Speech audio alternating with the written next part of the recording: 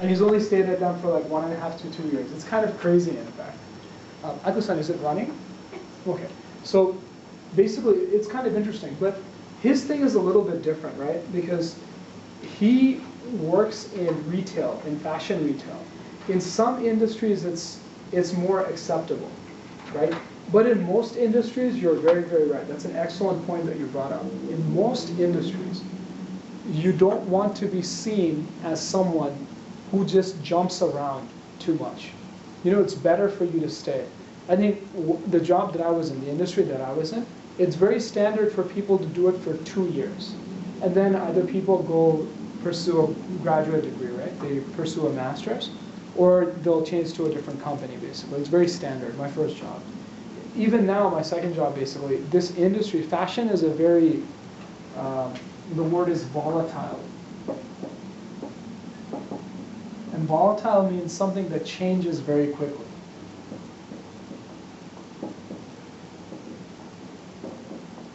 That changes suddenly. Like, volatile is actually, it's a term that's used in chemistry. When a substance is volatile, right, it burns really easily, right? Or it changes really, really quickly, basically. It changes forms really quickly. So volatile means something basically that changes really quickly. So the fashion industry is a little different, right?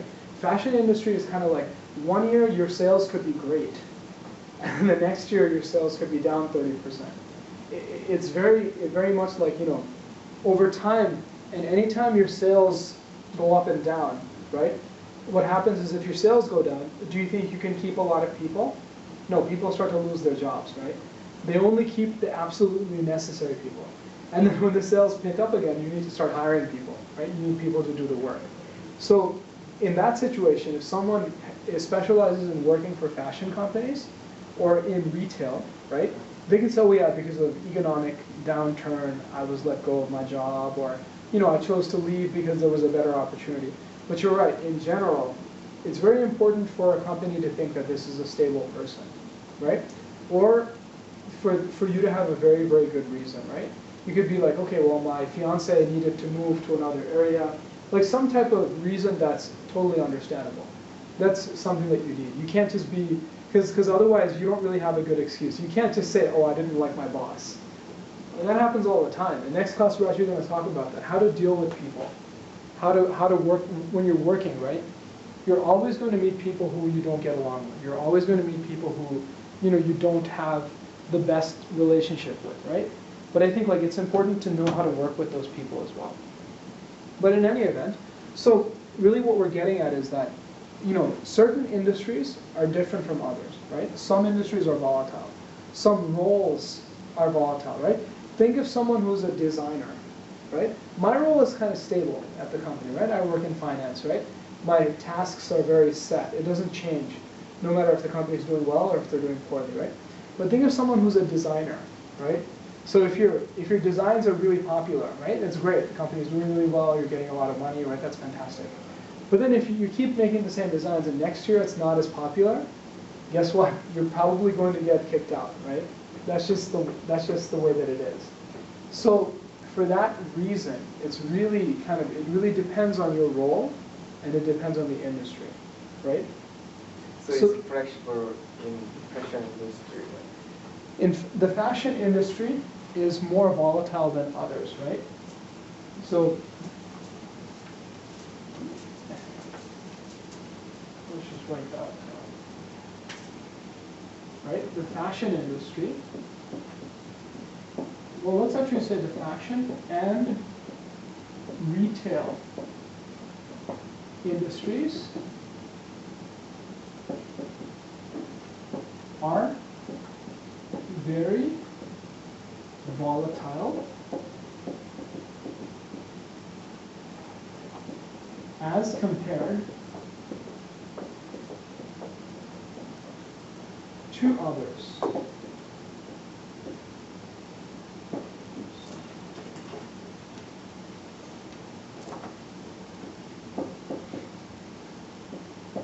Right? So the fashion and retail industries are very volatile as compared to others, like when you compare them to other industries, right, that are more stable. The opposite of volatile is the word stable, right? It's kind of like, you know, if you're, well, there's only guys in the room right now, so it's kind of like if you're dating someone who's very volatile, right? That means that the slightest, the smallest thing, oh, you didn't call me, like every day if you have a routine that you're supposed to call the person at like 9 p.m., right? Oh, you didn't call me, they suddenly get really angry. Why didn't you call me, right? Whereas someone who's stable, someone who's stable is going to be like, oh, cool, what, you were working really late? Oh, that's cool. Like, whatever, just call me tomorrow, right? It's kind of like that. So that's an example of where, you know, it can also be used to describe people, right? Like one of my bosses is really stable. She's really, really nice. She's very kind of normal. You know, she doesn't just explode. But I have a couple of people who I think they're crazy. I actually think I think they have mental problems.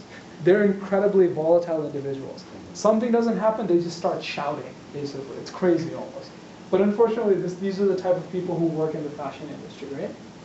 So okay, so now that we've kind of identified the differences in industries and also talked a little bit about people and, you know, how long they usually stay at work, let's talk about the structure of a resume. The structure. You guys understand the word structure, right? Structure is how something is built. What are some of the common things in a resume? What's the very first thing that a person should see? Your name, right? Okay, so your name and contact details. Because obviously if they like you, right, they have to find a way to get in touch with you, right? So we call that contact details.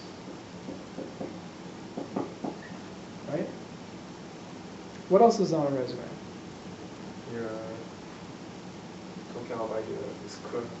Right, your education. Right? That's important.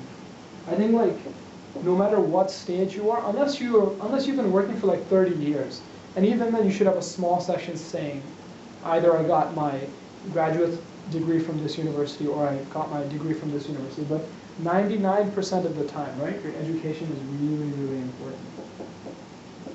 Right? And under education, right, what are some of the things under education? Grade. Yeah, you know, your grades. But before your grades, what do you think is the first thing that, if you see the education on a resume, what's the first thing that you think a person should see?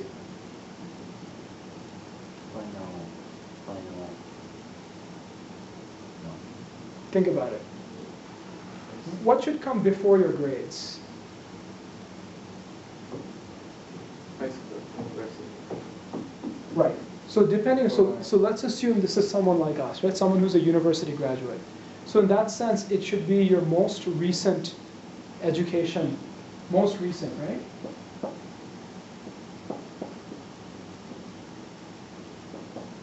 Right? Because, you know, I graduated from high school 10 years ago. You guys graduated from high school like, you know, maybe 7, 8 years ago. It's a long time ago, right? So if you're looking for a job now, it's not really that important. What's probably the most important thing right under education is the name of your university or the name of your last school. Name of, let's assume that you went to university, right? Right, that's our assumption, that's what we're assuming. So the first thing is the name. Where did you go to university, right? That's really important. What's the next thing under education? What do you think is the next thing? What do you do at a university? Major. Your major, right? Were you an economics student? Were you an engineering student? Were you an art student, right? Right, your major. Or your degree. Also, and then what's the third thing? So you mentioned it, your grades, right? Your grades, right? Or your GPA, your grade point average or something like that, right? Your GPA. Right? What's one more thing? Experience. Well, no, that's its own section, right? But we're talking about under education. What's one more thing that you can list on there? Remember how we talked about credentials as your achievements, right? So if you're a really good student, right, what do you get? You get high grades, right? If you get high grades, what does that mean? Scholarship. Yeah, like scholarships, or if you're on like a special list, if you receive some kind of honor, right? So we're going to put like honors or academic achievements, right?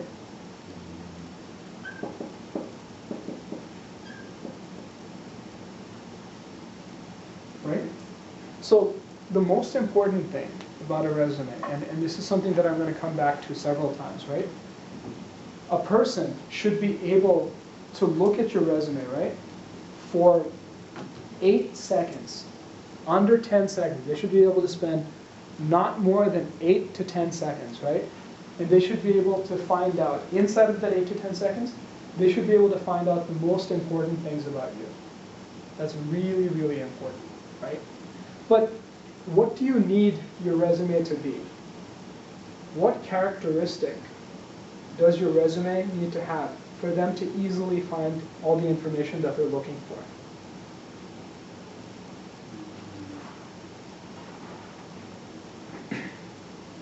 How would you describe a resume?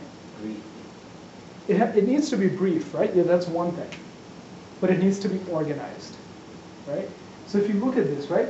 This is a very specific sequence, right? One after the other. This is my education. This is where I went to school. This is what I studied there. This is the grades that I achieved while I was studying this, while I was at this university. And these are my honors or academic achievements that I achieved because of these grades, which were achieved while I was doing this major, which was then achieved at this university. Right? There's one other thing. Right? Think about it. What else? There's one more thing that's missing. And I'll give you a hint. This is something that you have to also show in other areas. Well, there's one last thing. What do you think is missing from here? Does anything come to mind? So, like, date. Exactly. Excellent. So you also want to say, I graduated in May of 2009. Maybe, right? Right? So date of graduation.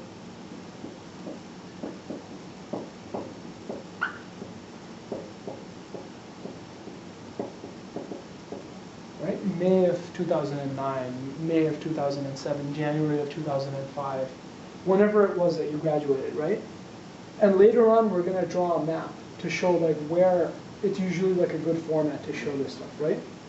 But you can see how, once again, education, most recent, right? Showing you like the name of the university. Now, this depends. Obviously, if you're in high school and you're looking for like a part-time job at an office or a place that requires you to submit resumes as a part of the application process, then obviously you would have to kind of, you would be like high school.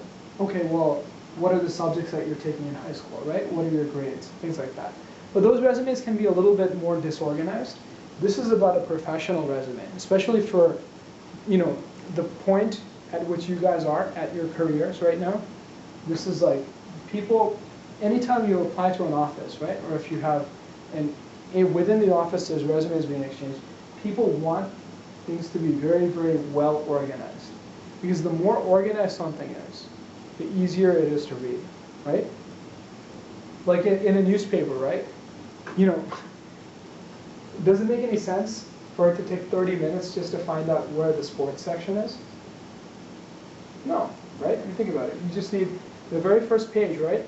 On the side, next to all the big articles, there should be a little, go to page 27, right? To see the sports section. Go to page 31 to see politics or whatever it is, right? Okay, so this pretty much covers education, right? Now, what's the other really huge part of a resume? We've covered education, we've covered name and contact details. Language is good. Sorry? Language. What language you? What language someone who can speak Like English? language skills. Yeah. That's important. That